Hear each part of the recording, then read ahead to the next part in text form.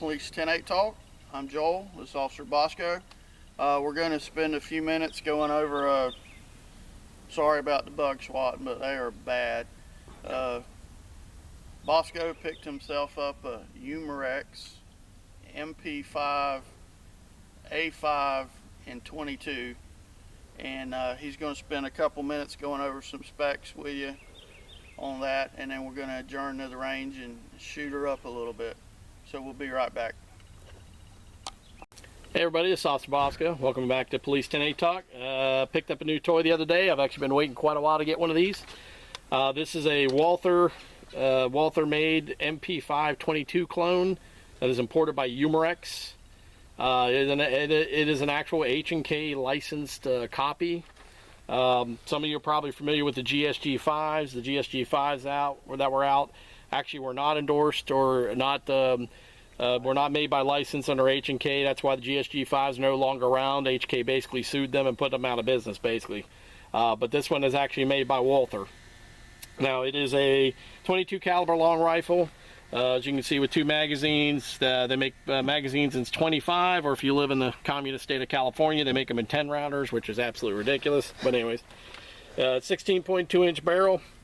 Okay, it's got a 1 in 13 and 3/4 twist with 6 grooves. It does have adjustable stock, but you actually can get a full stock for it as well if you like the full stock on instead of the collapsible. You can get that as well. That's available. HKparts.net I know sells them.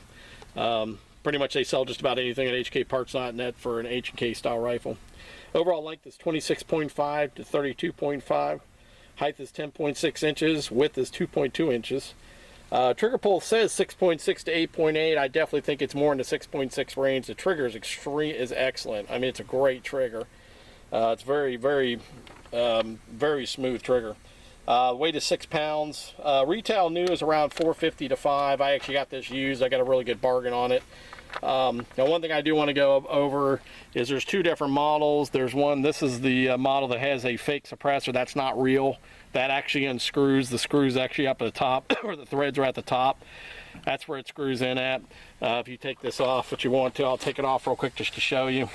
You basically just unscrew it. It's just so they can make it a 16.2 inch barrel.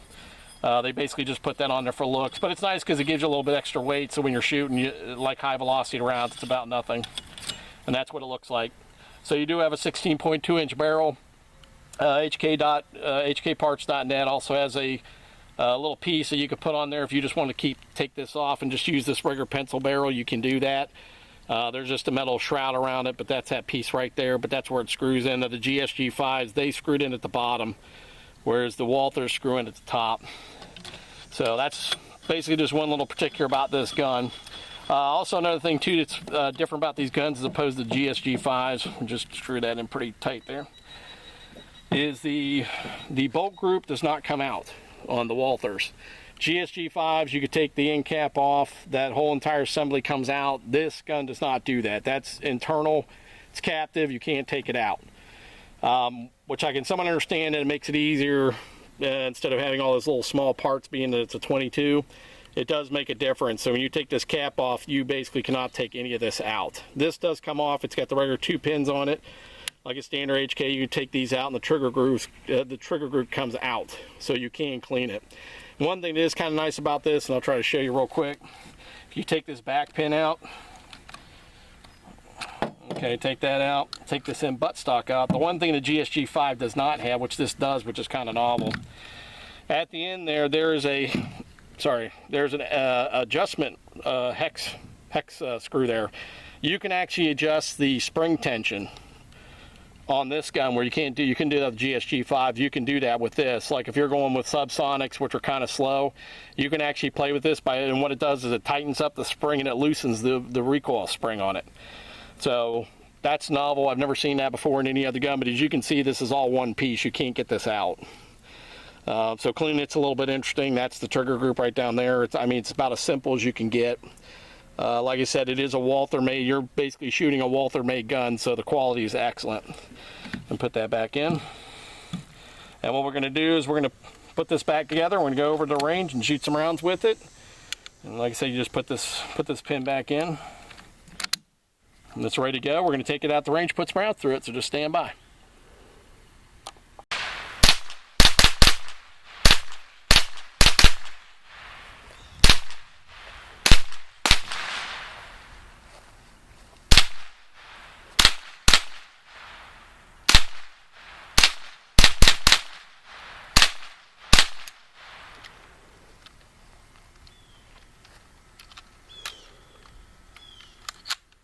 Okay, rifle's empty. I'm gonna hand it off to Bosco and let him shoot a mag through it. Okay. Are you ready? Yeah, going hot. Hot. And the one thing I love about it's just like an H&K, you get to do the wonderful H&K slap, which I love so much. Which I love with my C93.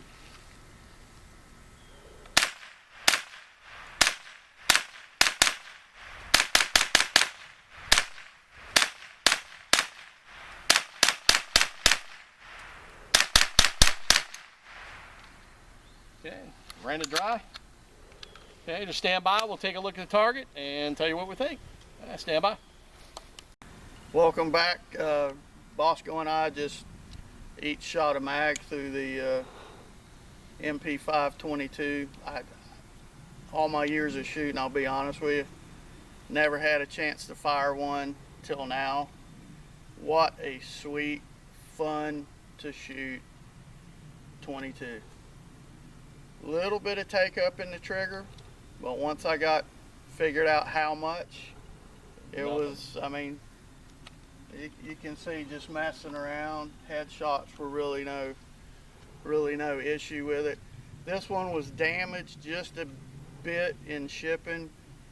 Somehow the front sight post is slightly off. It's just very slightly bent to the left. Yeah. But wow, that very sweet shooter. You got comments on it? I love it. I mean, I wanted to buy one for a while. The sad fact is Walther's not making these anymore. So basically, what you have out there is what you have out there. As far as I know, they're not making plans to remake anymore.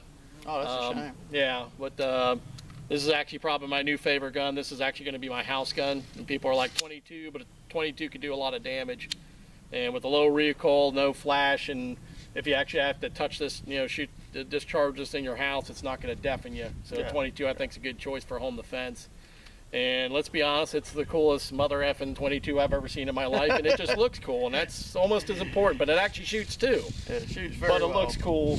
It looks very well. Cool as hell. I'm happy with it. Yeah, I'm totally happy. The good thing is too, being, my patrol gun is a C93. The controls are similar enough to where, I believe in muscle memory and trying to stick with same weapon system. So it's close enough to my C93. It's like basically like shooting my C93 almost with a little less recoil, but.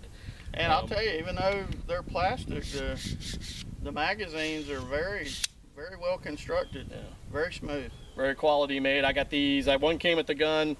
Like I said, the immortal HKparts.net. That's where I bought these actually. I bought an extra one at. And like I said, any parts you want for this gun, just go to HKparts.net or RobertRTGparts.com, I think is the other one. Between those two sites, you can pretty much find anything for an H&K style rifle. Very nice. Yeah, totally happy with it. Well, guys, give us a like or subscribe. Bosco? Remember to be safe and watch your six.